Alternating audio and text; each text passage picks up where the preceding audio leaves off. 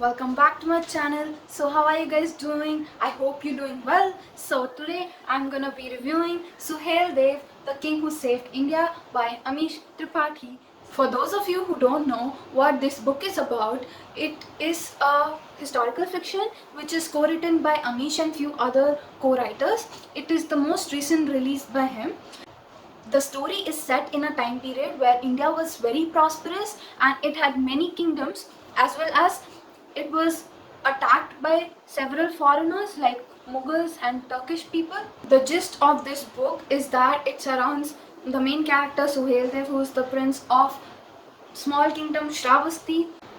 The story begins where Suheldev's brother is protecting a Lord Shiva temple, where he is killed during that process of protecting the temple by Muhammad of Ghazni.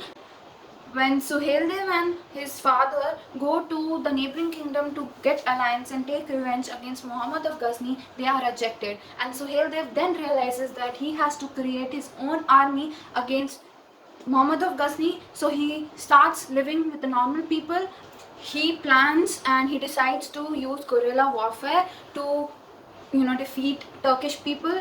And by what I mean in guerrilla warfare is that it is a attack wherein you surprise the opponent and the opponent doesn't have time to recover and attack you back, and with that he becomes very popular.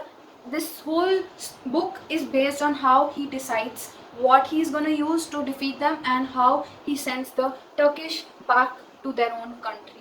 So now I want to tell you about the writing style. The writing style, as usual, is very simple and easy.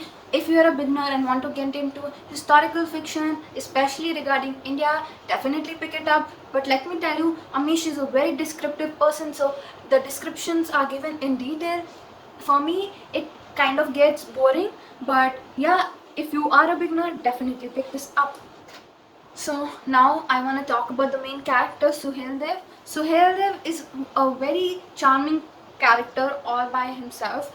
He has a very good sense of humor. He's fearless in the heat of the situation. He is not scared. In other words, he was a true leader. He loves his motherland. He loves his family, especially his brother. Well, I would like to say usually heroes are shown, not very vulnerable. Most of the stories are that way, but in this book, in the beginning, they show how he is vulnerable when he comes to know about his brother's death. He is really he's really pissed off with the fact that people are rejoicing his brother's death, because according to them he died like a true patriot, and that kind of pisses him off. Also, they are not mourning his death. So yeah, I really like that part about him, that he's shown vulnerable as well. So now my opinion on this book. I had great expectations from this book. A, because it was written by Amish. B, because it was a historical fiction. It was not entirely a historical fiction, but yeah, it talks mostly about history. So I assume it is historical fiction.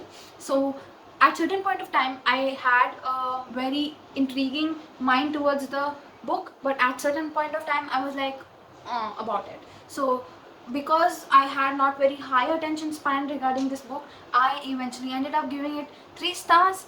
But if you're a beginner, I want to know about Indian history, facts regarding Indian history, go pick this up. It is really enjoyable and you get to know a lot of interesting stuff. I really enjoyed it. I got to know one thing that I really want to share with you guys, that is, so we all know about Alexander the Great and how much he conquered the world and stuff. So there's this para which kind of reveals the truth that Alexander was not that great compared to us Indians. So it goes like, Alexander is considered the greatest conqueror in history. For us Indians, though, he is nobody, because he was fought to a standstill by some minor kings in western Punjab, just inside India's border. He hadn't even battled the Nadas, our main Indian empire at the time, and yet he had to retreat in ignominy. So they are kind of comparing like how united India was during that time when Alexander the Great existed to during this time, that but now